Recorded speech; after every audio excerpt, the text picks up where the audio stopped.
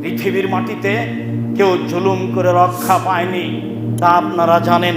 এদেশের বিগত সরকারও জুলুম করে রক্ষা পায়নি। কত তার জুলুম কে না জানে না, ছোট বড় সবাই জানে, দেশ বিদেশের লোক জানে। কত সেনাকে পিলখানায় হত্যা করেছে, কত মানুষকে নির্বিচার করে হত্যা করেছে, কত মানুষকে ক্রস ফায়ারে হত্যা করেছে, কত মানুষকে গুম করে হত্যা করেছে। সিলেটের উল্লেখযোগ্য সুনামধন্য ব্যক্তি ইলিয়াস তার একজন।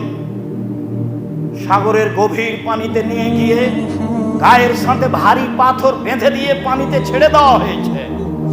জুলুম কত হতে পারে, আরো কত আছে কে না জানে। জুলুম করে কেউ টিকতে পারে না।